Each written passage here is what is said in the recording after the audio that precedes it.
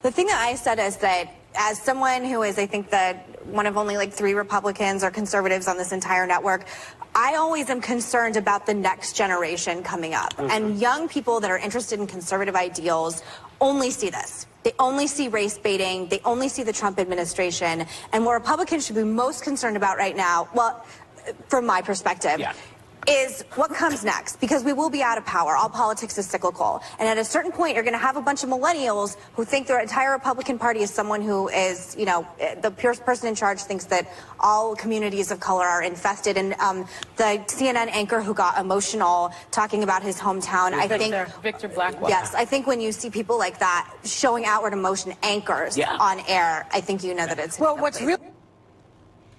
So that was The View co-host Meghan McCain talking about how Trump's racism is hurting Republicans. Okay, so now she's a Republican. She points that out. She's a conservative. And so from her context, and she says, well, from my point of view, this is really hurting us with the young people.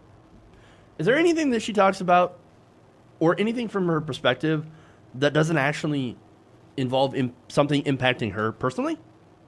Again, the perspective is, I'm a Republican, I like tax cuts, I hate regulation, I hate the estate tax. How am I going to save my vast fortune if the next generation hates Republicans for being totally racist? How dare you, Donald Trump, give up the ghost? I mean, seriously. That ghost, of course, being Republican racism, which actually isn't a ghost at all. It is very much alive and well. The difference between then and now is that the racist rhetoric was hidden by code words.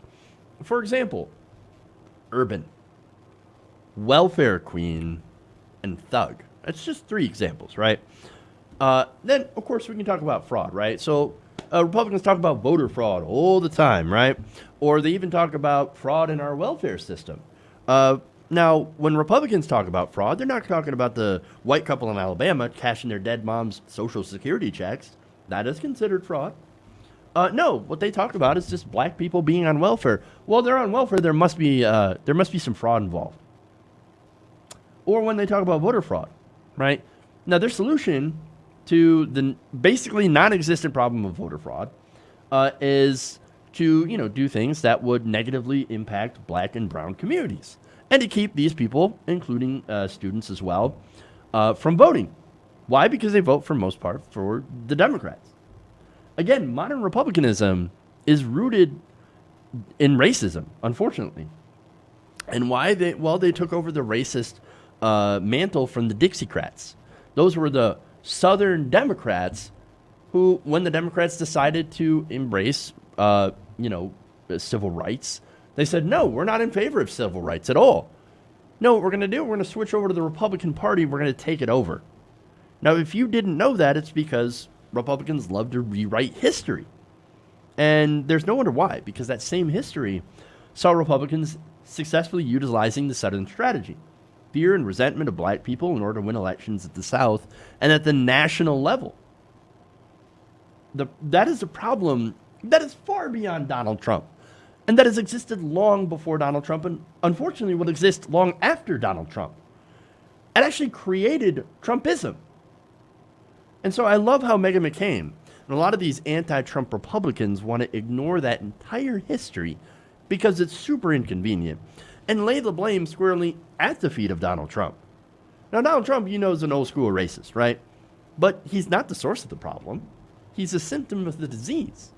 And the problem with the Republican Party is that for so long, it relied on racism to deliver votes to politicians that then overwhelmingly help extremely wealthy people and corporations. I mean, it's sort of the perfect racket. You pit everybody else against each other, poor whites, poor blacks, and you laugh all the way to the bank. It's profit. And so that's why the next generation, we've seen this already. We know what's going on. That's why younger people are refusing the Republican Party. They're like, no, we're not in favor of this. Because the Republican Party, at the end of the day, really only represents the interests of the very wealthy. And they use racism, the worst kind of stuff, racism, xenophobia, etc., in order to do it, in order to funnel those votes. That's who the Republican Party is. And so Meghan McCain is right to fear for the future of her party, because a future that is built on hate, racism, and xenophobia, and giving the wealthy basically everything, is doomed to failure. Hey guys, hopefully you enjoyed that free video. Now I'm going to have to ask you a favor. Between the demonetization and the YouTube algorithm messing around with view counts, etc., we're having a hard time adjusting to the new YouTube reality, which is where you guys come in.